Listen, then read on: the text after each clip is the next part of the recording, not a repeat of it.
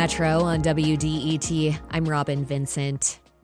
It's a big election year in Michigan, but as much as we discuss local politics, sometimes you walk into a voting booth, open the curtain, and see names you don't know.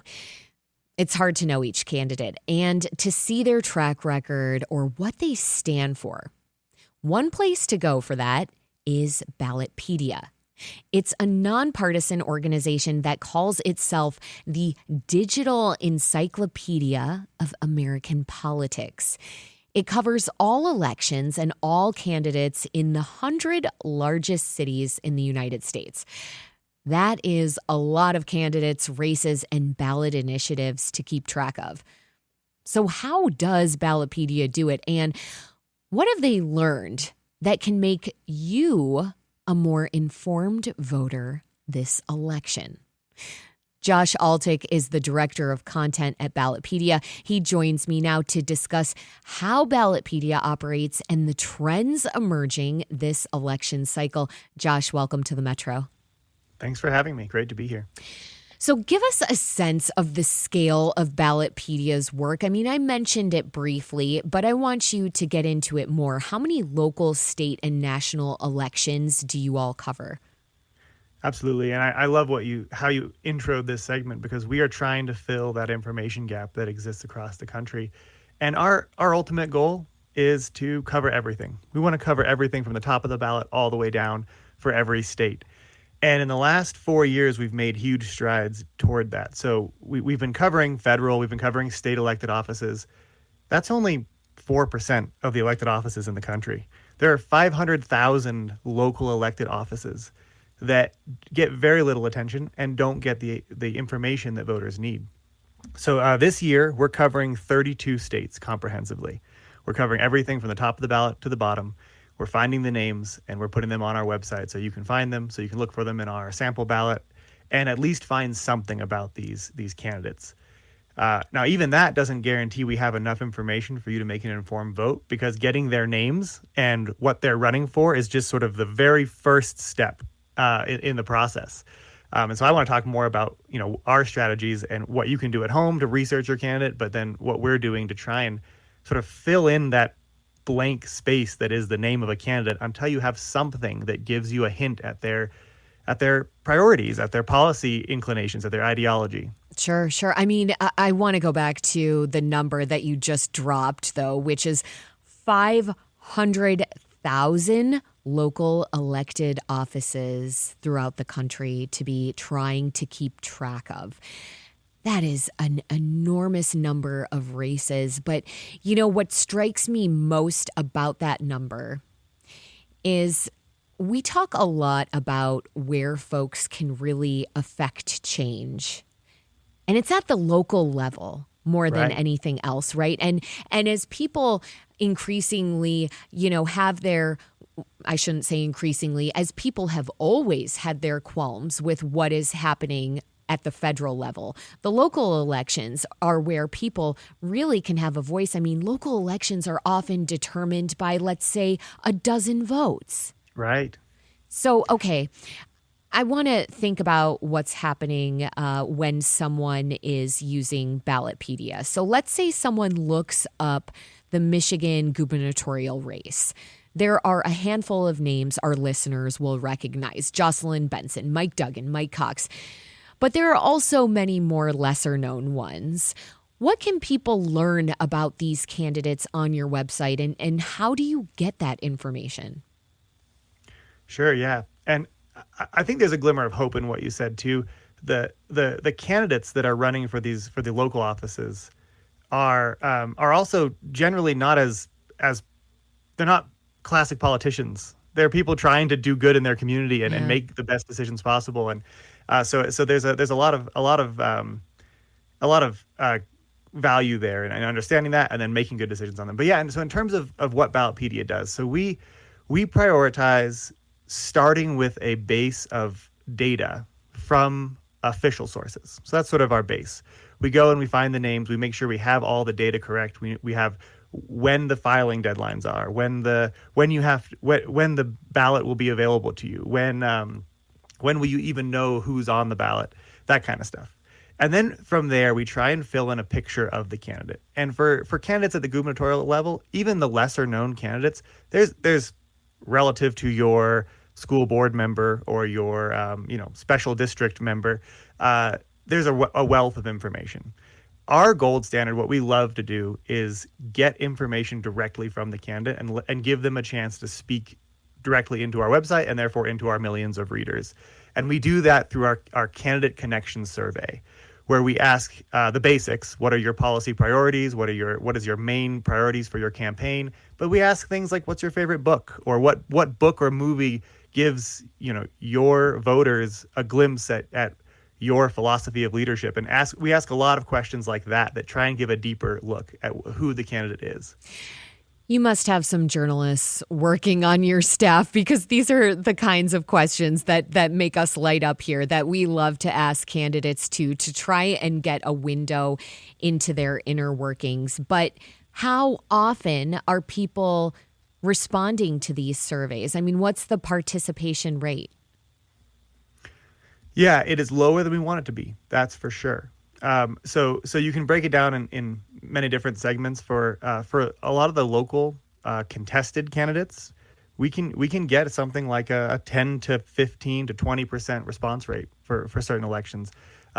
Overall, it's looking at lower than 10%. So we are working on that hard. There are certain groups out there. There are certain people out there that have formed relationships to get really good responses to their surveys. And what I think a lot of people don't realize is candidates, even at the local level, are actually bombarded with a lot of surveys. There's a lot of newspapers, a lot of local media, a lot of places like Ballotpedia, perhaps, that send them survey requests. So we're trying to kind of work with those other people, maybe do something collaborative instead of having a bunch of different ones. And in the end, a big goal of ours is to get past a turning point where it's a basic for any elected official, any candidate, to have a survey for their current race on Ballotpedia. And the nice thing is that also automatically gives you a Ballotpedia article. If you submit a survey, it's a way for you to speak to your voters, speak to your constituent. So we're working hard on that. We also have plans B, C, D, and E, and I'd love to talk about those. When we can't get a survey, we have other ways of trying to get information about these candidates. Okay, quickly tell me what those other avenues are, and perhaps how they're changing in this age of we are in an information age. We are in this age of AI. I'm wondering how those tools, too, are affecting how you're able to pull this information, because you are doing a real public service here, and it's one not just for the public more broadly, but it's for journalists, too. I mean, I go to Ballotpedia, and when I can't find info on a candidate, if I'm trying to background them, as we say in journalism, I'm trying to get into the nitty-gritty details of them, my first path of least resistance is to just go to Ballotpedia. So what are some of the other ways that you're working to serve the public and to serve journalists so that this democracy can work better? Yeah, so we have sort of 5 paths. Like I said, our survey is our favorite. We're primarily interested in what the candidate's saying about themselves, because as you said, even more so in this age, finding authentic information is really important. So we do a lot of looking in the deep, dark crannies of the internet for anything the candidate has said that about their campaign priorities and what their issues are. We call those campaign themes. So even if they aren't reporting them directly to us, do they have some tweets, or do they have a Facebook post, or do they have a campaign website that's very hard to find because it's not a good website because they didn't have anyone helping them build it? But are they trying to say anything to the voters? And we capture those, put them in one place, curate them in a way that's comprehensible. Then there's also what other significant members of the community and other people who have sort of meaning to the average voter, what are they saying about the candidate? And we have a whole sort of tranche of data there as well. One of those is endorsements. So you get things like teacher unions, or things like political parties, things like your neighborhood Kiwanis Club. You get all these groups that, for various reasons, give endorsements of certain candidates.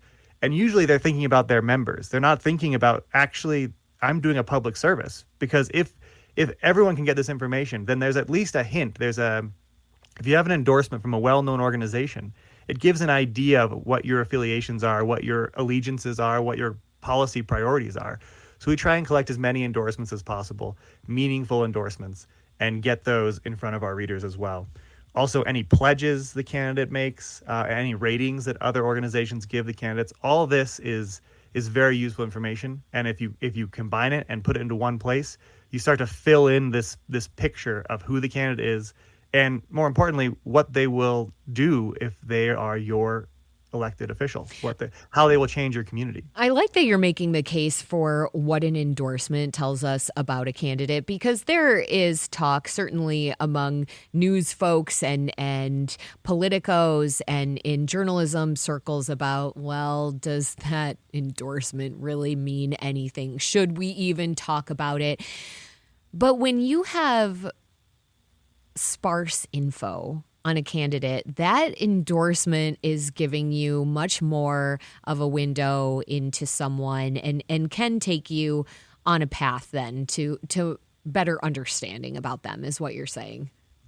Right. It's a limited, and it's a sort of a filtered view. But when compared to nothing, Yeah. it's so much better. If you think about the organizations that are active in your state and in your city, and you think about the ones that you know, and then you think about what your reaction will be if you know that those organizations have endorsed a candidate, it could be positive, it could be negative, but you have something to go on, something to match up that candidate with your values. And maybe that's not perfect, right? But it's, like I said, better than nothing. And so it's one of the puzzle pieces we're trying to use to give this full picture. Sure. But at the same time, Josh, lesser known candidates have a lot less to show for endorsements and pledges, et cetera. And you mentioned these are often professionals, community members. What indicators do you look for in those searches? Yeah, in those scenarios, we want to build engagement. So we're trying to we email every candidate we collect information about. If we can find an email address or any way of contacting them, we reach out directly and send them an invitation to fill out our survey or otherwise engage with us. So that's on the one side, and on the other side, these are people who are known in their communities, and so we are trying to also build a culture around things like endorsements or things like other people talking about candidates in a public forum, that as a public service, as a not just something that's self-serving or serving only your members, but as a public service. So once again, it's just trying to pull all the levers we can to get the candidate talking about themselves or to get other people talking about the candidate, and get that public forum humming a little more instead of silent. That's the goal with whenever there's an information gap for us. It's about engagement. This is right. a way to stir some engagement. It's the Metro on WDET. I'm Robin Vincent. My guest is Josh Altic, content director at Ballotpedia. With the midterm elections coming up, we're discussing the information that's available for you, the voter, when you're looking up candidates. Ballotpedia is one resource to use to find out who these folks are who are running for public office.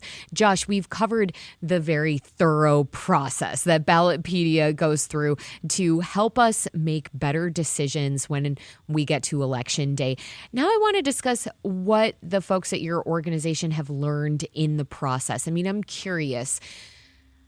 Local elections, school boards, judges, which I have a request to you to find more info on judges. Yes. We are all always at a loss when it comes to judiciary races.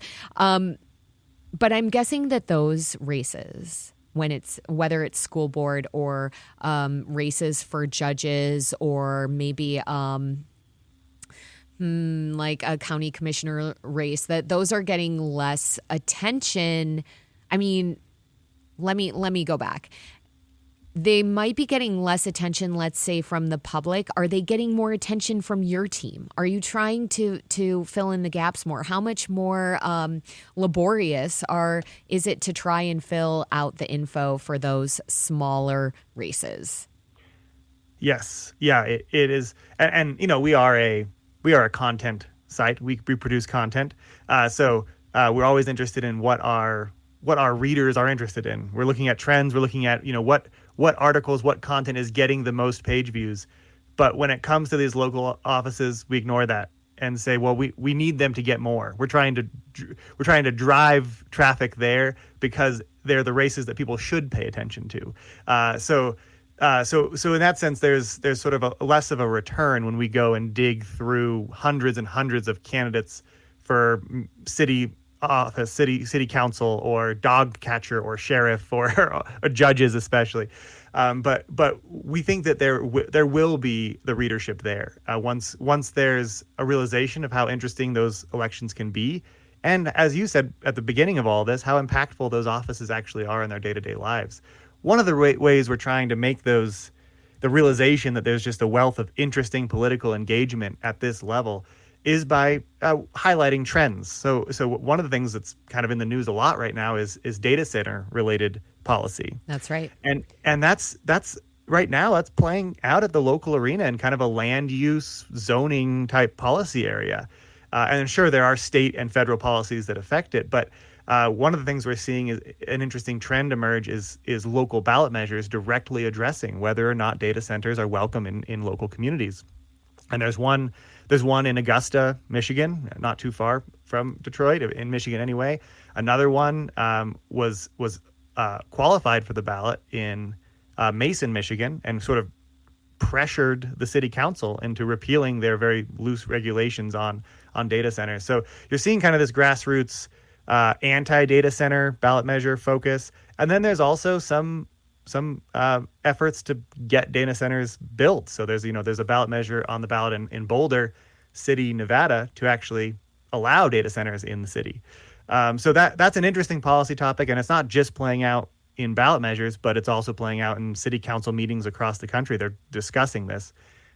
Do we allow these? Do we not? Do we? How concerned do we have to be about the energy consumption? How concerned do we have to be about the state policy that may or may not let data centers build their own energy production? So that's it's capturing the focus of the country in a way that lots of local issues don't. And so we want to highlight that kind of stuff's happening all the time. These important policy questions often play out at the local level.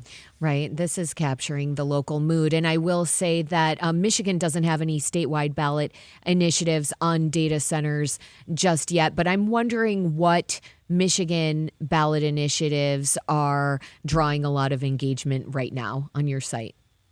Yeah, absolutely. So at the statewide level, there's a lot of discussion about just election policy, and of course, policy topics around immigration and citizenship are on the mind, and that's playing out in Michigan as well. So one potential measure that's sort of still in the works, it's not certified for the ballot yet, would create a citizenship requirement in the Constitution, making sure that only U.S. citizens can vote, which is already the law, but would sort of codify it in the Constitution, and then would add a verification step, a kind of a process for citizenship, voter identification and verification. And that's an issue that's popping up in a lot of places. You have let me get the exact number because I had it in my head and then forgot it, but I'm on Ballotpedia looking now, so you can search this and find it yourself. But there's at least 8 ballot measures that are pending and 5 that are certified for the ballot, talking about sort of this citizenship requirement for voting. And usually they're putting those into the constitutions. And that's largely sort of a preemptive policy-making thing. It's a little bit of a statement and then preempting any local jurisdictions that might want to let non-citizens vote from doing that.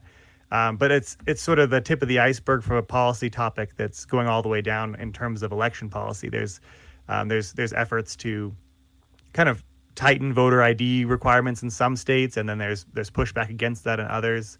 There's state legislation requiring documentary proof of citizenship to vote.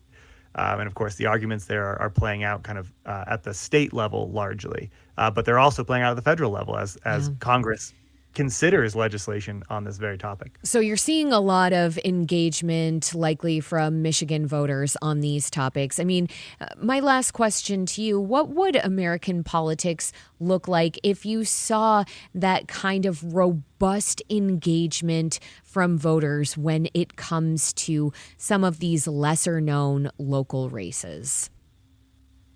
Oh, that's a great question. On the data side, you'd see higher turnout and you'd see people actually voting all the way down their ballot. On a more of a spirit level, I think you'd see a lot more hope and a lot less frustration. I think people have a great sense of civic duty in the America, and they go to vote, and when they can't vote their values confidently, then it's not a satisfying experience, and there's frustration, and then there's frustration about all of the policies that happen afterwards, and so I think you'd see a much more hopeful and a much less frustrated political engagement arena if what we're trying to do, if we accomplish it. Josh Altic is the director of content at Ballotpedia. Thanks for your work, Josh, in helping us all stay more informed and engaged as voters. Absolutely. Thank you.